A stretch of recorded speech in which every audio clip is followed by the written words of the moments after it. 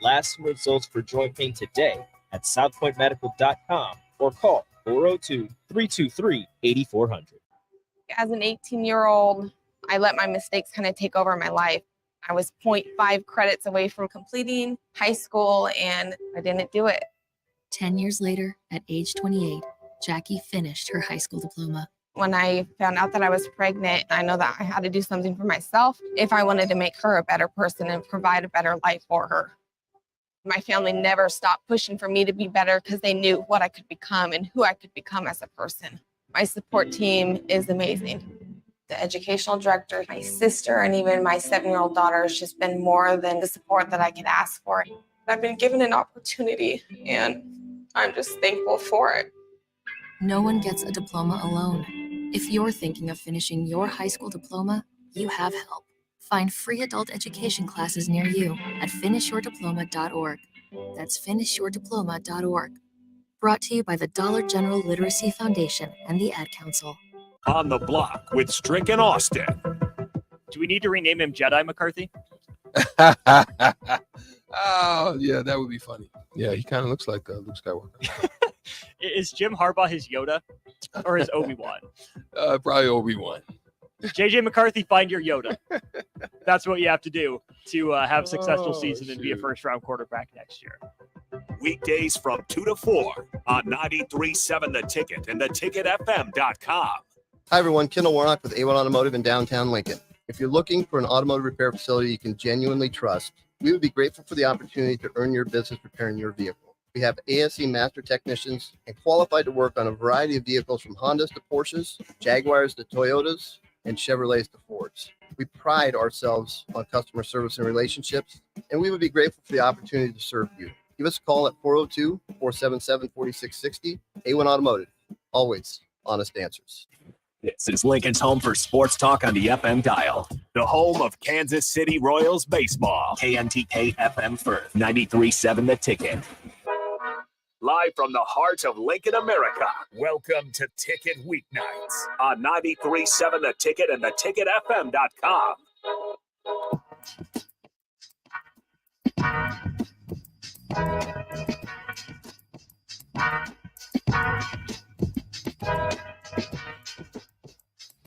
All right, welcome in to Ticket Weekends. Again, I am Harrison, going to carry you through here for a little bit. This is the Husker Extra Hour with Sam McKewon and Tom Shatel. And again, those guys will be calling in shortly. We will have Sam McKewon calling in here in this first segment. 4:30, we'll have Tom Shatel get a further breakdown from him. And then with the last segment, 5 minutes, we'll kind of wrap it up there. But nonetheless, plenty of things to go through as we wait for the phone call from Sam McKewon. But plenty of things to talk about. Obviously, with the Colorado-Nebraska game, lots of thoughts going into it about the quarterback situation on where does Nebraska go from here. Because you look forward, and in a way, you look at that Louisiana Tech game as a confidence builder. The kind of game that, you know, a guy like Jeff Sims ideally could have used in the first two games. But now you're at a point for Nebraska, and I'm sure everyone has their thoughts on the quarterback situation, where they're going to have to figure something out moving forward. I'm not going to be surprised to see Sims out there starting. Again, I think those games coming up, if you're going to be honest about this Nebraska team, Sims, you know, in my personal opinion, is still going to kind of designate how far this team is going to go. But nonetheless, I think when you're looking forward to these two games, they have to be confidence builders at this point, right? Louisiana Tech, Northern Illinois, even though Northern Illinois got the win over Boston College, I still think that's a team where you're going to have to roll your guys out and figure out what Sims can be for you, and maybe figure out the playbook a little bit, minimize the amount of reads he has to go through, just really simplify it and use his legs. If we're being honest, the best parts of Sims we've seen so far is when he's efficient with his legs, and he was giving Colorado problems with it. Obviously, he had that one touchdown run, but for the most part, that's his strengths, right, is running the ball. And, you know, if we have to put a fullback in there, we have to go a lot of double tight sets, even if it's a little more predictable. I just think that's kind of what Nebraska needs to lean on. And in these two games, they're going to give Nebraska an opportunity to kind of feel that out. We'll get to the comments here. Again, if you guys want to join the show at all, 402-464-5685 as well as we're streaming on Facebook, YouTube, Twitch, Twitter, and Allo Channel 951. Again, we will have Sam McKewon of the Lincoln Journal-Star calling in here shortly. And as soon as he calls in, we'll plug him in and we can get his breakdown of Nebraska. But again, feel free to chat it up. I'll read your guys' texts as we kind of fill in here. And again, we're obviously a lot of this is going to be trying to figure out the quarterback situation, right? And with that being said, there's no other to bring in Sam McKewon himself of the Lincoln Journal-Star. We'll plug him in right now. And plug in Sam McKewon of the Lincoln Journal-Star. Sam, it's Harrison on Running the Board here. How's it going, man? Good. How are you? Not too bad. We were running through here, kind of just early breaking down. Didn't dive into anything too much yet, but obviously there's a lot of things to talk about. I guess where do you want to kind of start with this game? In terms of Nebraska, Colorado? Yes. Yeah. Well, I mean, it's, I think Nebraska has so much to work on offensively that, and they have some time to do it. They've got a few games here where maybe they can try to figure out who at least they want to be, and execute those things. I think right now they're not those things at all. Mm-hmm. Defensively, I think they're in a pretty good spot. They made some mistakes on Saturday, but they wore down. The chances of them facing another offense like that, not named Michigan, so Michigan's got a lot of weapons as well, but they do it differently than Colorado. So I think Nebraska's defense is on a pretty good trajectory, personally. But the offense has to figure itself out, and they have to figure itself out, quickly, because things are not going in a good direction early in the season. Yeah, absolutely. And again, obviously, you look at the final score of that Colorado-Nebraska game, you kind of talked about it, but the defense, they get put in a couple of tough spots. Colorado with a couple turnovers had a real good chance at the 30 and another time at the 19. And again, that's guaranteed 6 points unless there's a turnover there. And then again, as you stated, I think they just got gassed towards the end there when the offense can't stay on the field, caused a lot of problems. So I want to ask you about this Nebraska offense. As of right now, what are kind of the strengths that Nebraska is going to have to lean into to kind of try to pick up some momentum? Obviously, you got Louisiana Tech and Northern Illinois, but what are some things that offense can really work to improve on that you'd consider their strengths going forward? They can pop a couple of power runs, when they either get Jeff Sims or Gabe Ervin around a couple of pullers, behind a couple of pullers, and they hit that quarterback draw too. Which sometimes you'll hit when you run against the right defense, and they did a nice job there. But that doesn't score points. I mean, we need to be really honest about, there's an aesthetically pleasing aspect to a 12-yard run that goes from the 24 to the 36-yard line, and Gabe Ervin's pretty good at those. There's an aesthetically pleasing aspect about a nice bootleg that turns into a rollout, and there's levels to throw to, and it's a 13-yard game. That doesn't score points.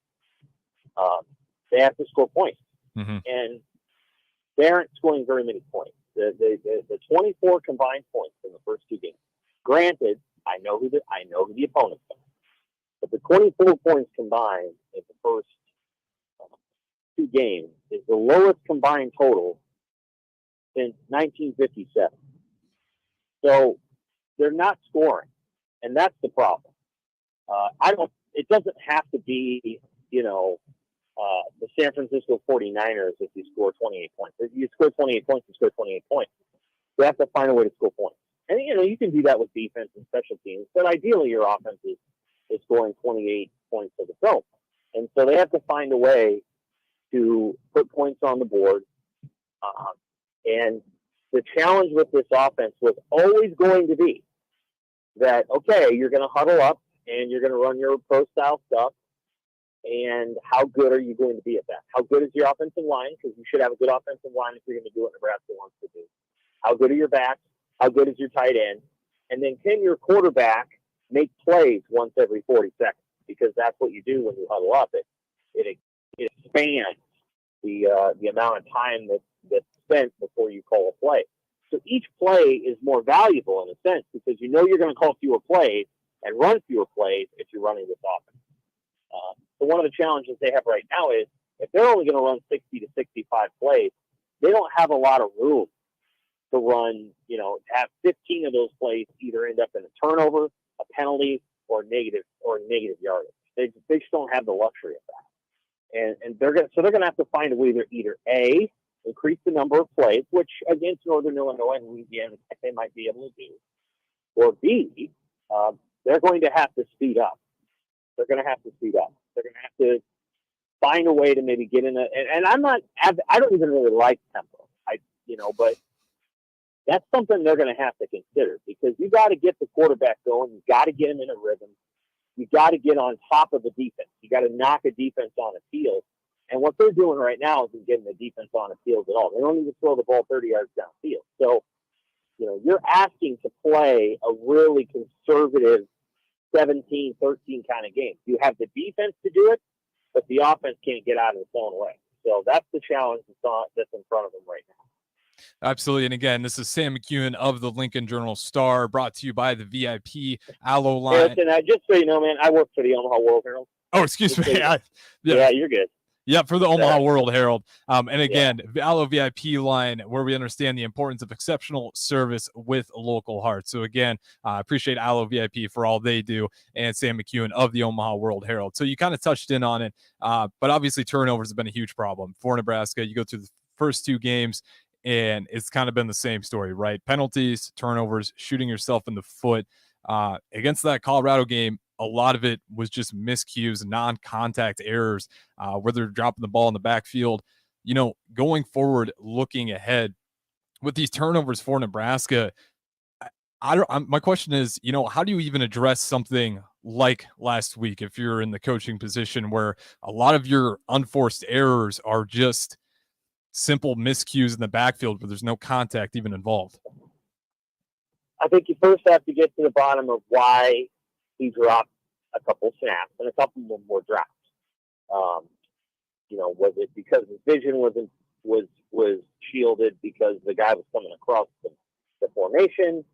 Was he worried about a blitz coming? Were his eyes going off the ball and looking up because he's trying to anticipate what's going to happen? In a couple of these cases, it was a third down. Was he, nervous about X, Y, and Z? Are the mesh points not quite there? Are they inconsistent right now with how they're wanting to do things? In the first game, they tended to hand the ball off to Irvin from under center. The shotgun runs were Anthony Grant or Amir Johnson. Is that a factor? So you just have to talk to him about, the various issues that he's bringing up, and then you gotta probably talk about mental focus, and how you get yourself in a place where you're making decisions quickly, but you're also making the right ones. I'm sure Nebraska will do the best they can. To be clear, there's going to be some people who say that Jeff Sims should be benched. I think that would come at a cost, a real cost. I think his teammates like him. I think he's by far and away the most experienced player on the team. Chuba Purdy is hurt, so you can't play him. And then Heinrich Harburg, if you go to Heinrich Harburg and you don't give Heinrich Harburg like a real chance, because you don't pull a kid in and say, all right, you get to play. We're going to sit this veteran down. You get to play. But the first time you screw up, we're going to take you out and put him back in. Well, then you've lost all of that continuity with your offensive staff. And at that point, you're like, we don't know what's going to happen.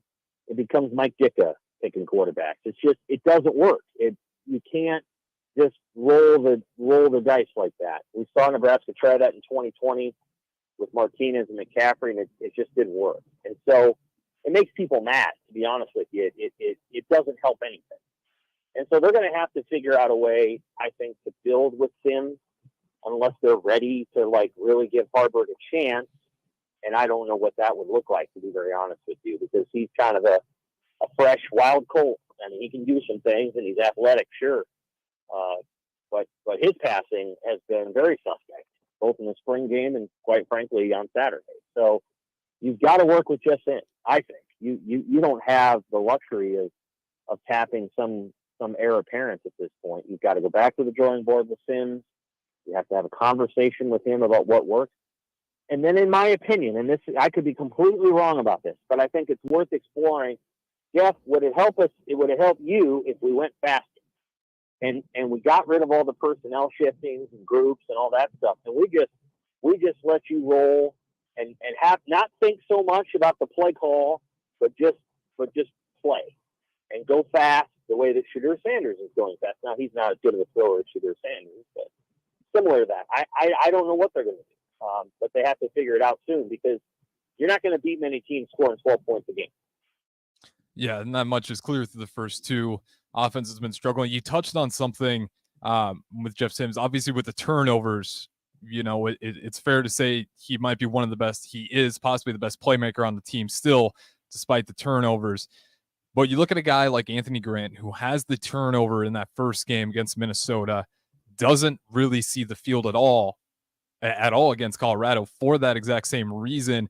And we kind of talked about it. If you're going to do this where you're going to be consistent with the turnovers, I guess, what are your thoughts on Anthony Grant? And are you kind of expecting him to get more shots coming forward? Because we didn't see him at all against Colorado.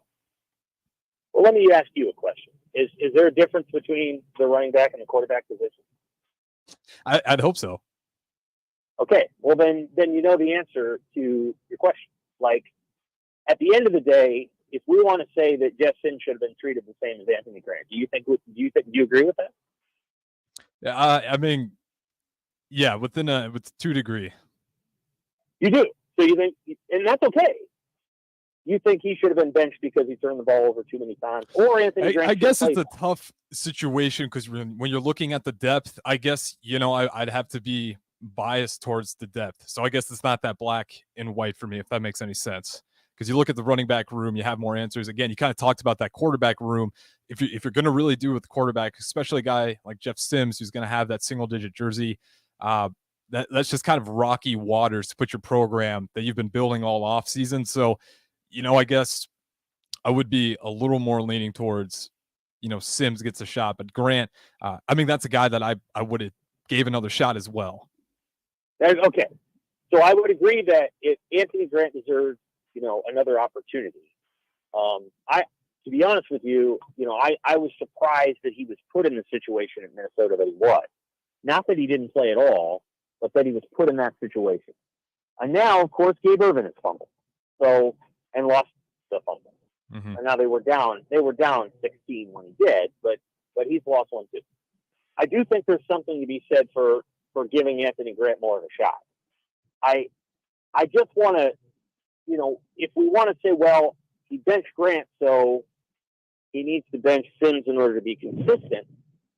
And you're not saying that, but other people have. Mm-hmm. We just got to be aware of what we're taking on there. And what you're taking on is you're going to play Heinrich Haarberg. And if you're going to play him, that's fine. But you need to give that kid a chance. And you also need to expect, as is true of every freshman quarterback, that Heinrich Haarberg will turn the ball over too. So you can't, that's what I mean, is the challenge with the situation starts to come into play when you're like, okay, so the next guy that goes in there at quarterback, if he turns it over, what do we do with it? Do we then go back to the other guy because they've both now committed the same mistake? Well, that's part of the challenge that you have to work through. If you're Rule, paid a lot of money to figure that out. Generally speaking, I would say that the cost of benching Sims after 2 games is pretty great, and it would be worth examining. Should Anthony Grant get to play more? Maybe. I don't think the running backs played poorly on Saturday, though. I think Gabe Ervin played pretty darn well. He's not a game breaker. He's not going to break a 70-yard run. And I thought Ramir Johnson played pretty well, but he was so-so on some of his pass blocks. But what are you going to do? That happens to running backs. That's just life.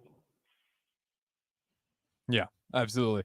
And again, you've touched on it before, but I think Nebraska, again, is really just needing that elite playmaker. And again, I think that's why Sims, at least in my personal opinion, you got to keep rolling them out there, especially for these games. I look at them as confidence builders. And I think you're right. I mean, I think that you make a very good point when you say he's their best playmaker. He probably is. Mm-hmm. I think you make a very, very good point. What I suppose I would like to see Nebraska do is try to find a way to make him a playmaker as a passer. He does have a strong arm. I would be curious how they get him loose and get him throwing downfield to a Marcus Washington or Alex Bullock or whoever. Like I think you got to have a vertical passing game when you're running a power run game. You got to run power, and then you got to fake that thing and you got to throw it over the top. Because you got to get those safeties back. You got to take advantage of those safeties being up. And they haven't done that yet. So I'll be curious if they do it against Northern Illinois. Absolutely. And I kind of want, with about, we got 5 minutes left here on this segment. I kind of want to look forward to what Nebraska can potentially do in these next two games. Whether, I want to ask you, is there a system, an offensive system where you do think this offense with Jeff Sims, you kind of talked about speeding it up, but in terms of the tempo, is there any, kind of play style that you think is really going to suit Sims as we try to get these two confidence builders? And obviously Nebraska, you can't guarantee wins anymore, but that we can really work towards. Well, that's a good question. And here I've run my mouth here for 15 minutes, and I'll be honest with you. I don't know exactly. I'm not a coach, and I'm not a player, not a former player. My sense is, I've watched a lot of football and covered a lot of football. My sense is that the offense that they're running right now is struggling, not because they don't have success from play to play at times, but they're only running one play every 30 some seconds, and it puts a lot of pressure on that play to be executed well, and the offensive line at Nebraska is just not great. It's, they get knocked back, and, it's 1st and 10, you're running the football, you get knocked back for a 1-yard loss. Now it's 2nd and 11. And you spent 37 seconds planning that play with personnel groups and shifts, and then the left guard misses the block, and all those things just kind of go out the window because, you couldn't block the front. So they're going to have to think about those things. Now, you could spread it out and say, all right, Jeff, you're going to be in the shotgun. We're going to put it back next to you. We're going to give you, a tight end and 3 wide receivers. And we're just going to kind of stay in that formation. And we're not going to trade in a lot of folks. And we're just going to try to roll it out. We're going to try to go fast and let you be you, and we're going to try to throw the ball side to side a little bit, maybe get something going, with a quick screen game, which they don't really have at this point, and try to do it that way and try to get you playing loose instead of getting, it feels like he's locking up a little bit on some of these throws and some of these situations. That's something they can try. It's just a tough situation. You don't want to be the person that says, well, they should have just done something different before the year. Of course they should have, but the reality is this is where they're at. The offensive coordinator at Nebraska, his offenses have a history of turnovers. South Carolina turned it over 24 times in 2021, 27 times last year. Both times they ranked last in the SEC in giveaways. So that's not good. That's the coordinator they have. So he runs kind of a risky offense is what I'm trying to say. Mm-hmm. And Sims now has 37 turnovers in 27 games. Yep. And, I think you just kind of have to say that stat and you kind of just leave it at there. But I do want to switch sides of the ball here and talk about the defense, because the defense has been impressive through 2 games, right? And I'm not going to put them at obviously what Minnesota's been or what Iowa's been these past few years, but they're playing at a pretty solid level right now. And with this defense, I think you can definitely win some games here. But I think you're going to have to take it up a notch. Again, they played good games. But I think if they really want to get this team to compete, they're going to have to kind of make those extra plays. What we've seen Iowa do, what we've seen Minnesota do in recent years past. Looking at this defense, what's kind of the barometer on these guys, and what's their ceiling? Because right now I'm looking at them and solid defense, but I look to them get better. And I think if this program, wants to have a better season, they're going to have to lean on them, possibly even more. Good point. I think it is. I think the defense has played pretty well.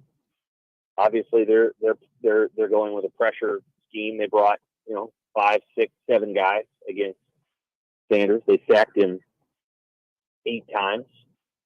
Now, anytime you bring that many guys, you're making it hard to create turnovers once the ball's in the air. A lot of times the defensive backs are either playing off or they're playing with their backs turned. So it's hard to get interceptions that way. But I think they're playing really hard. I think the culture that Rule wants is clear on the defensive side of the ball. They hit. They've developed. Kai Bayer's come out of nowhere. He's playing really well. Gavin Wright's playing well. They hit. Cam Lenhart's playing well. I think they're going to have some games where they get caught, or a half where they get caught, like they did against Colorado. Colorado hit some plays on them. Mm-hmm. It's going to happen. That's the nature of the game. Colorado ran 45 plays in the second half. That's a lot of plays. And at altitude, it's a lot of plays. Too many plays. And that's 90 for a game. I mean, Nebraska's defense at altitude is going to have a hard time holding up on that. So, yeah, I mean, I think they're doing okay. And yeah, they'd love more turnovers. They're going to have to knock some footballs out of guys' hands. I think that's probably the way they're going to have to do it. Interceptions can be hard to come by when you're running this aggressive a scheme. That's historically what I've seen. Now, it could be that there's other teams that are great at it. Michigan State used to run a defense that would be very tight pass defense, but could also create turnovers. I think you need to knock the ball out of some guys' hands. You got to punch some balls free. You got to get the ball out of the quarterback's hand, that kind of stuff. I think they'll be okay. I think Tony White has done a really nice job in 2 games, and I'm sure he's not pleased that they're 0-2, but some people around the country are probably taking notice, and Tony White's going to be on a short list of head coaching candidates here in the next 2-3 years. He has shown that he knows how to do this right off the jump with multiple teams. Yeah, absolutely. And we were getting many comments just agreeing with you. Tony White was an excellent hiring. And again, I'll be honest, I was on the side. I just wasn't sure, out of Syracuse what it looked like. But like you said, it stuck off right off the page. I mean, it's working. And what he did at Syracuse, I mean, that was not a good defense. By the time he left that place, he had it, obviously not top of the nation, but he had it, pretty much turned around to at least a very competent, better than average, a solid defense. So again, he's kind of got that track record building now, and obviously a solid start for Nebraska despite going 0-2. But nonetheless, we do got to throw it to break here. I appreciate Sam McKewon for the time of the Omaha World Herald. And again, if you guys want to join the show, feel free to do so. 402-464-5685. But Sam McKewon, I appreciate the time as always. Take care, man. See you next Sunday. See you next Sunday. And again, this is the Husker Extra with Sam McKewon, and we'll have Tom Shatel next, all on the Husker Extra Hour. We're going all the way up until 5 o'clock, followed by us. We'll have Husker Rewind with Mike Melby and Tom Stevens, followed by that is the Finish Line. And then we have Get Your Happy On with Ricky C. Simmons, and then the Malone Radio Show. So again, plenty to come ahead here on Ticket Weekends. I'm Harrison running the board, but we'll get more guests on here on the next segment. September is National Literacy Month, a time to encourage the young people in your life to go to the library, pick up a good book, and explore new worlds. I'm Jenny Benson, president of the Nebraska State Education Association. By getting books in the hands of kids, we can engage these young readers in their learning and help them see how school, community, and the world beyond are connected. Sponsored by the Nebraska State Education Association, aired by the Nebraska Broadcasters Association in this station. I get it, slip it, cuff it, check it twice a day. I get it, slip it, cuff it, check it in the morning and before dinner. I get it, slip it, cuff it, check it, and share it with my doctor. Nearly 1 in 2 U.S. adults have high blood pressure. That's why it's important to self-monitor your blood pressure in 4 easy-to-remember steps. It starts with a monitor. Now that I know my blood pressure numbers, I talked with my doctor. We're getting those numbers down. Get it, slip it, cuff it, check it, talk to doctor now and share it. Be next to talk to your doctor about your blood pressure numbers. Get down with your blood pressure. Self-monitoring is power. Learn more at manageyourbp.org. Brought to you by the Ad Council, the American Heart Association, and the American Medical Association, in partnership with the Office of Minority Health and Health Resources and Services Administration. Serve Nebraska believes that volunteers are part of what makes Nebraska great. Each year, the Step Forward Awards honors volunteers from across the state who serve their communities in outstanding ways. We hope you'll join us this year at the Step Forward Awards luncheon on October 27th in Omaha. Help us thank volunteers with a celebration to remember. To register, visit serve.nebraska.gov and click Register Now. We hope to see you there. Paid for by Serve Nebraska. Aired with the Nebraska Broadcasters Association and this station. I think it's just vapor. Vaping is safer than smoking, isn't it? There's really not even that much nicotine in them, right? One vape pod has as much nicotine as one pack of cigarettes. My kid knows it's dangerous. 5.4 million American kids vape, and most think it's harmless. Get your head out of the cloud. Talk to your kid about vaping. Visit talkaboutvaping.org. That's talkaboutvaping.org. Brought to you by the American Lung Association and the Ad Council. Okay, kids, Dad's gonna teach you how to dance. First, spread your feet apart. Then, pump your knee, nod your head, shake your hips, and bite your lip ever so slightly. Now, with one hand in the air, point at people with the other hand. I call that the rock star. Dance like a dad. It's a great way to make a moment with your kids. Now, make a face like it just smells something bad. Visit fatherhood.gov. Brought to you by the U.S. Department of Health and Human Services and the Ad Council. This school year's in full swing. Students are back in the class learning, making new friends, and developing new interests. I'm Jenny Benson, president of the Nebraska State Education Association. Parents, communication is key to helping your student maintain a strong start to the school year. Whether your student is in high school or navigating the new world of kindergarten, keep an open dialogue about what they're learning and how they are growing. Sponsored by the Nebraska State Education Association, aired by the Nebraska Broadcasters Association and this station. September is National Literacy Month, a time to encourage the young people in your life to go to the library, pick up a good book, and explore new worlds. I'm Jenny Benson, president of the Nebraska State Education Association. By getting books in the hands of kids, we can engage these young readers in their learning and help them see how school, community, and the world beyond are connected. Sponsored by the Nebraska State Education Association, aired by the Nebraska Broadcasters Association and this station. Dance like a dad. It's a great way to make a moment with your kids. First, I hold my hands out like they're on a steering wheel. Then I look over my shoulder. Next, I put it in reverse. Beep, beep, beep. Visit fatherhood.gov. Brought to you by the U.S. Department of Health and Human Services and the Ad Council. The captain. I'm going to be outside fighting Colorado fans. Oh, okay. You know, that's what I'm going to be doing. Yeah, I got them boys bold, man. He got the hood behind. I'm going to eat, talk football, and talk trash. And if I have to, I'm going to kick a little ass. So it doesn't matter. Listen, calm down, big fella. You're 48. Might have to get me out. Might be there on Monday. So reporting live from Boulder. Terrell's walking out, y'all. You know, BJ always on live. Look at him walking out. Hey, listen, though, that is not happening. So you're gonna walk away. You hear me? You walk away.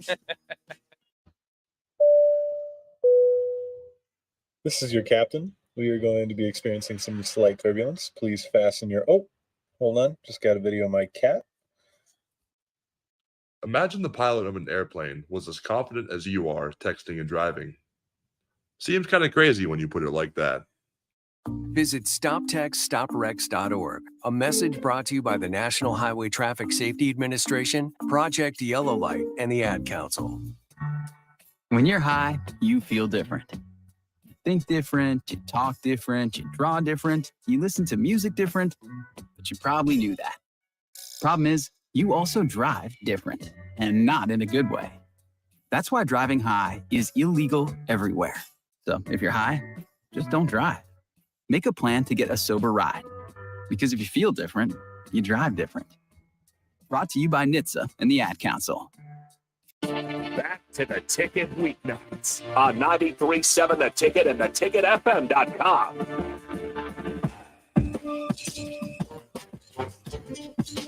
All right, welcome back into the Husker Extra Hour. Again, I'm Harrison Arns running the board as we're going to guest here on this next one. We have Tom Shatel of the Omaha World Herald. But before we bring him in, again, if you guys want to join the show, Starter Heyman text line 402-464-5685, streaming on Facebook, YouTube, Twitch, Twitter, and Allo Channel 951. Again, plenty of ways to engage the show. But without further ado, let's go ahead and bring in our guest for the next segment, Tom Shatel of the Omaha World Herald. Again, Tom, there's plenty of things to talk about. But first of all, how's it going? Good. Thanks for having me, Harris. It's fun. That was kind of it was a long day yesterday in a lot of ways. I don't think college football games should start at 10 a.m. Anywhere, but it was strange to be at the stadium at 7 a.m. and just a long day overall. But it was just great atmosphere.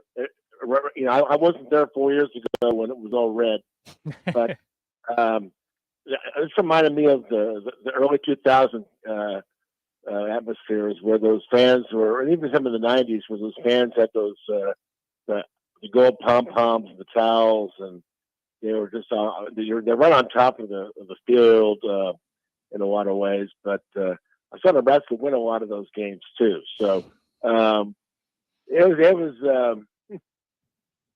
was just like Minnesota. They were right in it, and then all of a sudden they weren't. And it's frustrating. But the quarterback and what to do is on everybody's mind. Yeah, absolutely. And I want to ask you about this because, again, that is obviously going to be the conversation. You know, again, you go through 2 games like that, it's going to happen. You're going to be talked about. But nonetheless, you can tell me you disagree with me, but I'm still kind of in that firm belief that, you know, Jeff Sims is Nebraska's, or at least one of Nebraska's best playmakers. And what does it kind of look like if you're seriously considering, taking Jeff Sims out? Am I wrong in thinking that? Yeah, it's catch-22. It really is, because he makes plays by both teams, and you want the balance to be you want the ledger to be on the plus side for Nebraska, but you're right. He does make plays, and guy love Harburg and all those guys. There's a drop off, and I think people say, well, man, you got benched, or if that's what happened, we're not really sure. Because he fumbled last week, and then why are they playing Sims? He keeps throwing picks and this and that, and I don't know. And I think I think one of the reasons is they don't want to give up on him just yet. I think they really believe, and I know they really brought him in. Satterfield brought him in knowing he had some issues, but some coaches think that they can change guys, that they can coach them up.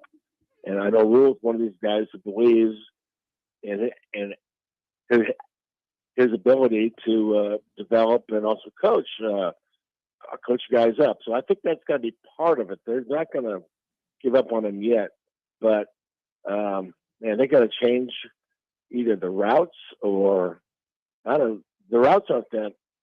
I mean, they're not really throwing these crazy routes. He just telegraphs things. So,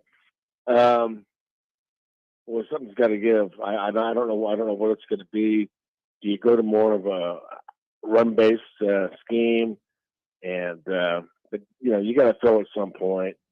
They don't have a lot of options at receiver. Just everywhere around the offense, he's not surrounded by other playmakers. They're just not there. So it's an offense that reminds me a little bit of that 2009 when Zach Lee was the guy, and they had Miles Paul and some other guys, and it was all in Dominican Sue, and defense carried the whole thing, and offense just tried to add something. So I don't know. Yeah, absolutely. And I do want to tie it down on or talk about that defense more later on. But Sam McKewon from the Omaha World Herald just before you said something, that kind of made my ears perk up a little bit. He said, does Nebraska just basically need to speed things up? They have a very pro style offense right now. And if you're being honest, if you're looking at this offense, it doesn't look like it's a good pro style fit. Having the huddle, having that slow, you look at a team like Colorado with that fast up tempo kind of style. I almost think that would favor Sims in a situation where he can just go up tempo, and it's not a pro style where you're just going and you're just doing quick reads. You're spreading things out. Is that something that's possible at this point in the season? 2 games in to kind of just break away from that pro style? Oh, I think they could do that. I don't know how long it would take to work on, but the bye week is still 4 weeks away. That makes a lot of sense. you just hope that okay, I mean, he's got to get rid of the ball. He's not getting that time to maybe think about it. If that's the issue, I mean, I guess it's worth a try, absolutely. But at this point, they don't have a lot of options, and I don't know what. Let me ask you: is there any rooms on the offensive side of the field that, before we get to the defense, because I kind of talked about it before, but I think that defense we're gonna be asking from the Minnesota Iowa level, where we're really leaning on them to not just get stops but make plays, get us in great field position to make things easier. But kind of looking at that offense, is there any rooms on that offensive side of the ball that you think we can get an uptick out of production in those guys, whether it be the tight ends, even running backs, wide receivers? Obviously, that's kind of a tough room right now. Billy Kemp had a much better game, but I still think we're kind of uncertain there. Is there any rooms that you don't think we're getting the full potential yet that we could see, develop further throughout the season? Well, I still like the quarterback run game. I think they've got a guy who is that's his forte, and yeah, he might get hurt, but right now there aren't a lot of other options, and you can't worry about that. And yesterday Rule said that the Colorado's defense kind of lined up, and I took that away. But if you want to run the quarterback, you can run the quarterback, and I think tight ends. We keep hearing about tight ends, and I love that play. There's there's not a lot of options at receiver right now. Maybe those guys are coming later, but there's one thing. I ran into my friend Jay Foreman last night in the airport, and he said something that really stuck with me too. He said, there's a credibility in the locker room factor right now, where you can't keep running the guy out who makes all keeps making mistakes. You can't keep running them out there, and the rest of the teams going to take issue with it. I don't think we're there yet, but it just made me think that this is something that Rule's going to manage, and he's. I like the fact that he's been through a lot of this. He handles himself after losses. We don't want to see that too often, but he handles himself very well. Keeps a cool head. He's not raising his voice. He's not making promises about it's this and that. He's just calmly saying, "Yeah, we got issues and we're going to fix them." So, which is that's all I can say. But yeah, to answer your question, they've got decent running backs. Mm-hmm. Not great, but I like the quarterback run game. Defenses can't stop a running quarterback. They just can't. And Nebraska's got a good one. So don't ask them to pass so much. And I just feel like, God, that I keep going back to that goal line offense before the half of Minnesota.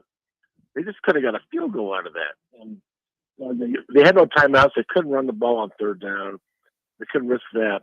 But he just throws it out of throws it in stands, or just get a field goal there. They may go on to win. It's just they're just so close to that, and right now they just need to win. They need to win in the worst way, but also look good. Mm-hmm. But, yeah, and again, I'm kind of there with you. When it comes to kind of looking at Marcus Satterfield, I know Sam McKewon kind of pointed at it, but he has that kind of turnover, and at some of the other programs of this offenses, they've had that problem. But again, I'm kind of with you in the note is I don't know what, as the offensive play caller, you could really call. It just feels like a limited, so it's kind of hard to get a read on his performance. But let's go ahead and focus on some of the better parts, the defense. What really stuck out to you about Nebraska's defense? I was obviously impressed with the pressure. I mean, Sanders is surgical back there if you give him time. And I thought the game plan was perfect. You got to get pressure on him. If you give him time, he's going to cut you apart. And I thought they did a good job. Obviously, they got gassed towards the end, but what are your kind of overall thoughts on the defense and anyone that really stuck out? Obviously, Lenhart was a big one for a lot of people. Yeah. These first two games, I feel really good about this season because of the defense, and yesterday especially. Now, they were out there a lot. They were cleaning up a lot of messes, getting field position that wasn't good because of turnovers. They fly to the ball. They execute so well. Mm-hmm. They're just relentless. They have that X factor that characteristic. You remember the defense. They're never stop coming. And tackling, I can't remember. I can think of who it was, but it made this incredible open field tackle. The Colorado guy caught a pass on him, on the outside, and just rushed up and knocked him down. It was, you could hear the crowd going, "Oh!" They thought they were going to score 80 points, and Nebraska kept chasing Sanders out of the pocket, and he's good enough to make some plays, and he did. But I feel like that they don't have not many guys like that in the Big Ten. There aren't many guys. They don't have the receivers. They don't have the playmakers in the Big Ten that Colorado has. So I think they're going to be in good shape going into a lot of these conference games in their defense. They just got to get cooperation from the other side. Yeah, absolutely. I'm with you there. And you kind of talked about that X factor. I know it's kind of a term that doesn't necessarily hold, numerical value. But anytime I see a team, Colorado is going to get explosive plays. And every time that happened, the defense responded well, right? You said it yourself, that it's just relentless. Even though they gave up a big play, they weren't thinking about it the next one, right? They kept coming after you. But nonetheless, I appreciate the time. Tom Shatel from the Omaha World Herald. It's good to talk to you as always. Yeah, thanks for having me. See you. Appreciate that. Was Tom Shatel of the Omaha World Herald, brought to you by the Allo VIP line. Again, we want to shout out Allo Fiber, where we understand the importance of exceptional service with a local heart. Again, appreciate those guys, both from the Omaha World Herald, stepping in, giving their thoughts on Nebraska football. We got one more segment we'll get to. Might even see if we can get Tom Stevens or Mike Melby in here, see if they want to wrap up 5 minutes on their thoughts before they go into Husker Rewind. And again, we got ticket weekends. They're going for all night. We're going to go from Husker Extra Hour, and then we're going to go to Husker Rewind, to the Get Your Happy On with Ricky C. Simmons, to the Malone radio show. So again, plenty of great content from Ticket Weekends. You can go to ticketfm.com in case you missed any of it. With that being said, though, we'll throw it to break. We got one more left for you right here on the Husker Extra Hour. If you're in Seward or Milford, listen up. Select Plumbing is now servicing your area with no trip charges from Lincoln. Select Plumbing works on a variety of issues for your home and business, including general plumbing, water heaters, faucet and fixture repair, underground sewer and water repairs, backflow testing, and more. Keep your property free from leaks and other issues. Call today for a free estimate, 402-560-6197. It's not just Lincoln, Waverly, and the surrounding area anymore. It's also Seward and Milford with no trip charges. Contact Select Plumbing to inquire, 402-560-6197. Tune in to 93.7 The Ticket as soon as the clock hits 0 for the Jay Foreman postgame show. Listen to expert analysis from the Husker Hall of Famer, an 8-year NFL veteran, for 90 minutes after the game. The Jay Foreman postgame show, sponsored by Tanner's Bar and Grill, Vinny Kreekak, and Action Plumbing, Heating, AC, and Electrical on 93.7 The Ticket and theticketfm.com. If you came across someone struggling with hunger, how would you recognize them? By their clothes, their age, the way they speak? Would you notice a 16-year-old boy who got his first job, not for extra spending money, but to help feed his little sisters? Or a mother who's in between jobs and sometimes goes to bed hungry so her kids can have dinner? Or a 14-year-old girl who signs up to every after-school activity, not to make friends, but just to get something to eat? Or a retiree who fell ill and had to choose between getting medicine or groceries. I am the 1 in 8 Americans who struggle with hunger. People you pass by every day but never knew were hungry. I am hunger in America. Hunger can be hard to recognize. Learn why at IamHungerInAmerica.org. Brought to you by Feeding America, 200 Food Banks Strong, and the Ad Council. I know that a lot of times, Mom, it might not seem like I'm listening to you, but I am. I hear you. And what you say really does matter to me. I mean, let's be honest. No kid likes rules, but I get why we have them. I hear you, and I know it's because you care. For more information about talking with your kids about underage use of alcohol and other drugs, visit underagedrinking.samhsa.gov. Sponsored by DHHS and aired in cooperation with the Nebraska Broadcasters Association and this station. 1 in 3 adults has prediabetes. 1 in 3. That means it could be you, your football buddy, your football buddy, or you, your best man, your worst man, you, your dog walker, your cat jogger.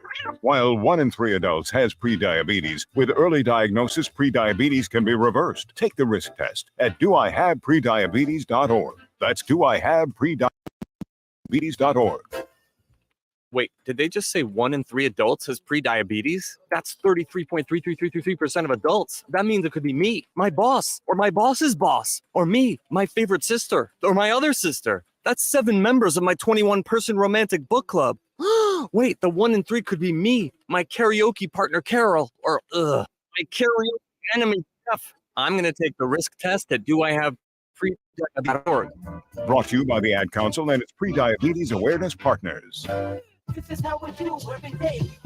And if you want to come and text us, If you love them enough to turn on your music and pretend like their music is your music, This is Mommy's jam.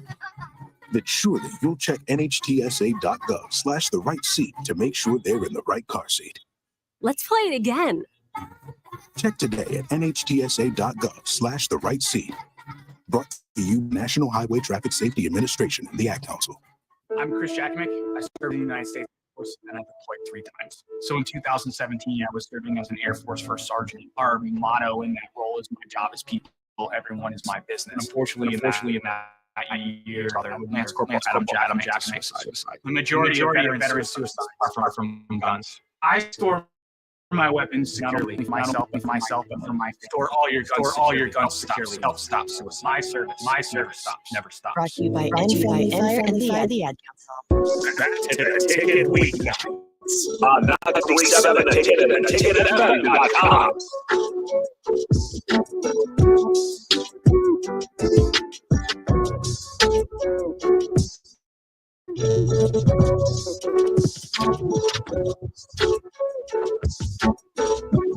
All right, welcome back into Ticket Weekends. This is the Husker Extra Hour. No Sam McKewon, no Tom Shatel. It's me and Tom Stevens taking over for the last 5 minutes before we switch over to Husker Rewind. And I said before, but we got a full slate of Ticket Weekends ahead. We go Husker Rewind to get your happy on, or excuse me, Husker Rewind to finish line your happy on. Malone shows plenty of content up ahead. But Tom Stevens, we got you in studio here. Curious to see what you guys are going to talk about. I'm assuming the quarterback's going to come up sooner or later. But nonetheless, what do you got planned for the show? Well, probably started off with Mel Tucker stuff going on at Michigan State. He has been suspended for allegedly sexually assaulting Brenda Tracy. And if you know that name, you might remember that Mike Riley had a connection to her via Oregon State, and she accused Mike Riley of not of indiscretions on his part, but not doing more. She was gang raped when she was at Oregon State at a party, I believe, in 2014. And so she speaks at campuses all over the country, and now she's accused Mel Tucker of sexual assault. So we'll see where this is going. It sounds like there's going to be an investigation, and we'll find out within probably a week or two. But it happened pretty quickly at Northwestern with Pat Fitzgerald, so you wonder how it's going to happen in Michigan State. Yeah, it's going to happen pretty quick, in my opinion. I think that's one where it's kind of a story that broke out and obviously kind of went around like wildfire. But an interesting situation for Michigan State, what they're going to do forward. Obviously, we kind of talked about it off air, but we'll see as they kind of try to put their pieces together. But, all I have, we've got like a couple minutes left. Quick thoughts. Nebraska, Colorado. Well, obviously, Nebraska's got a quarterback problem, and I think we're going to be talking a lot about that. What do you do? Because Matt Rule has been known to be a guy that builds programs and uses a lot of young players. Maybe it's now time to move on. I know it's only 2 games, but maybe the better. Heinrich Haarberg looked okay on that last drive for Nebraska. Is it too early to say the Jeff Sims experiment is over? 31 touchdowns, 27 picks in his collegiate career. That leads the world. That's not good. So either maybe the only other option that I can think of is the option. I mean, full-blown spread option with Jeff Sims. Maybe you rotate quarterbacks. Maybe it's time to think, okay, we're going to play Jeff Sims, but in passing situations or obvious passing situations, it's either maybe Chuba or Heinrich. I think you've got to. I always equate it to great shooters. Like Keisei Tamadaga doesn't just come out of the woods. He's a great shooter. He's always been a great shooter. Great passers don't just develop. No. You either have it or you don't. And it's not that he's not a great passer. He doesn't see the field. He just doesn't see the field. And that's a big problem. Yeah, you kind of see it with staring down his receivers. Sam McKewon said something that kind of caught my ear. And again, I think if you're going with this Jeff Sims route, I think you might be right on this, like the pro style. Right. It doesn't make sense for a guy. If that is your quarterback, pro style doesn't make sense at all. You can't play a pro style. It's got to be up tempo. Jeff Sims, his legs are his key weapon for him. His biggest X factor. A pro style just kind of negates a lot of that. So it kind of in the offseason, if Matt Rule's going to get any discredit right now, it's kind of what he was looking at as quarterback in the offseason. You look at a guy like Satterfield, has a history at his other programs. You come to Nebraska, how much slack do you really give him for the play calling and what he has for options? You'll dive into more of that on Husker. We will. We're cut up. Nonetheless, appreciate it. Tom Stevens hopping in here, and Sam McKewon and Tom Shatel from the Omaha World Herald helping me fill that hour of the Husker Extra Hour, and that'll be every Sunday. Husker Rewind up next with Tom Stevens, joined by Mike Melby as well.